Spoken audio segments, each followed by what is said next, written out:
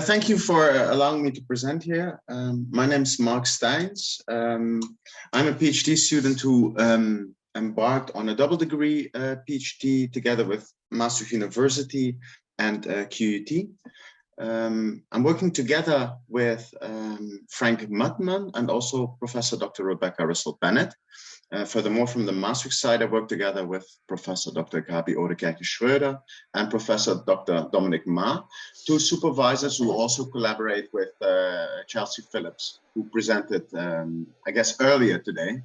And it's actually nice, to see the relationship potentially between the work that Chelsea is doing and also the work that I'm doing. So in this project that I'm going to elaborate upon right now, I'm focusing on human-robot encounters in hotels, exploring motivational drivers underlying the impact of service robots on the overall service experience.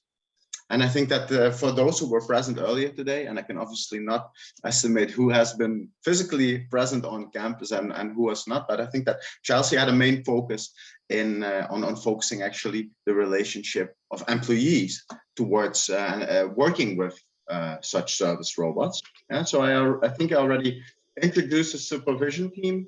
Here is an overview of the research team that is collaborating with me on this project. A little bit of theoretical background, right? So what is actually a service robot? And we're here following the definition by Ritz et al., who states that service robots are system-based, autonomous, and adaptable interfaces that interact, communicate, and deliver service to an organization's customer. More specifically for this project, we focus on tangible robots with a physical presence in the service frontline. And the robot that we've been looking at for a couple of hotels is a robot who autonomously performs a room service delivery. And it autonomously takes the elevator by itself, and it's also cruising back down hallways back to its charging station, right? So what do we actually know about service robots? And research on service robot has, on the one hand, dedicated attention towards determining if service robots have organizational benefits, right? So is there cost efficiency? Is there productivity? Is there reliability of such technology? And there has also been some research also on, let's say, on the customer service experience, so on the user experience of such technology. However, in terms of how do we actually know about such service robots, we actually see that most studies are either conceptual or use lab experiments to investigate customer perceptions, attitudes, and intention. And in this project, by making use of field data, we try to study actual experience and real behavior interacting with robots.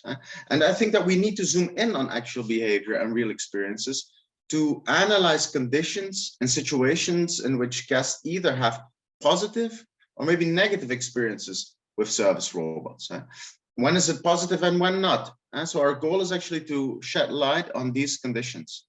And I believe you can only get that from real field data, studying robots in their real settings. Jumping towards methodology, right? So how do you actually collect field data in the midst of the COVID pandemic, in which there are lockdowns, in which there is limited service, and which is also very difficult to take a more ethnographic approach in which you really emerge in the service context. So here we decided to actually say we try to explore the real-life impact of service robots by analyzing customer-generated content and online reviews. And if we take a look at the data collection, we here collected 70,236 online text-based reviews from hotels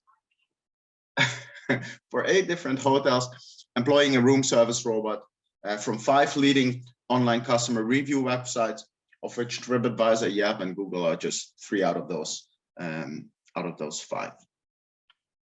And looking at findings, and you have to know that this is a project that is let's say, in progress, right? It's on its way. But what's super interesting to see is to already have an initial look at what do hotel guests actually write about online, about the robot encounter in their hotel experience. And I tried to give a couple of examples, not too many. I know that my time in this presentation is limited, and I ideally also get some input towards the end.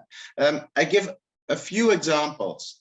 And we see here, for example, on the left side, on the more negative side of, or at least in which it's positioned in this slide, is there are people who prefer to deal with a human than a robot.